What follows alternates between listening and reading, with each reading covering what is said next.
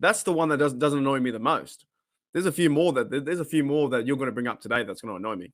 Oh yeah, and then you've got a situation as well today where we've also, we've signed the practice squad players that we can take or leave that, because we may never see the practice squad players ever again. Mark Gilbert has returned from the Lions, and some guy called Jason Rigg was signed from the Bengals practice squad.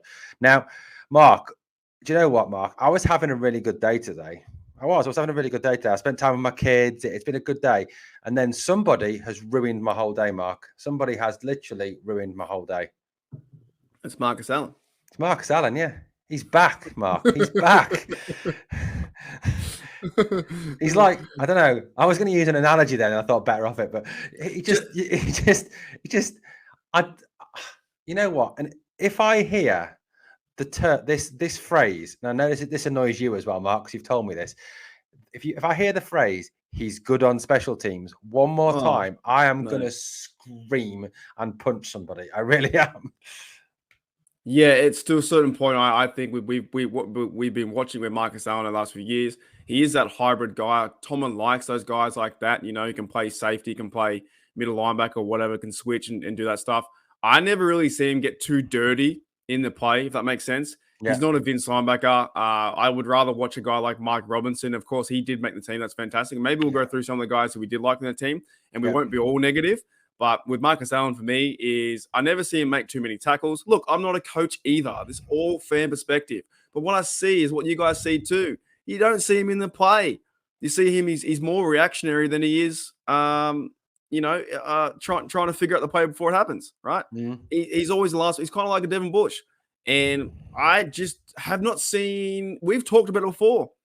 You never hear a big special play for Marcus Allen. Oh my goodness, interception, fumble. It doesn't happen.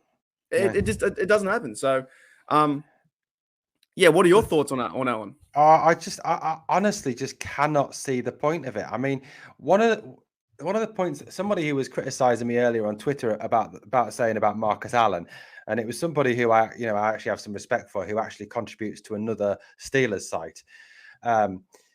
I just said, you tell me a time when you've watched a game as a fan and you've actually come away and said, God, Marcus Allen had a good game today. I can't, honestly, hand on heart. And I stay up till 2, 3, 4 o'clock in the morning watching games, and I watch games and I'll rewatch them again, because of what we do here on Steelers Syndicate and what, Britsburgh Owen and everything like that. And I've never, ever watched a game and thought, oh, there's Marcus Allen. He's having a good game. Mark, can you tell me, have you ever seen him do anything? No. And I'm going to back it up. So I'm reading his stats right now. Look, and maybe stats aren't the best thing to look at. However, they are, body of evidence. And what Tomlin talks about is what, body of work. I don't think he's ever had a sack. If he's a middle linebacker, I don't think he's ever had a sack. No, he's never had a sack. So in three years from 2018, he's played in 32 games, 45 total tackles, 26 solo, 19 assisted, no sacks, no fumbles, no forced fumble recoveries, no yards, no interceptions, 0 yards, nothing. And what's STF? What's that? Stuff. He's done stuff. I'll have a look. Just give me a minute. STF, I think that means he ran down into the pocket or whatever. So you've got 2 of those. No pass deflections, nothing. So let me read that again, right? 0 sacks, 0 forced fumbles, 0 forced fumble recoveries, 0 yards, 0 interceptions, 0 TDs, no pass deflections, nothing. So how is he a good player?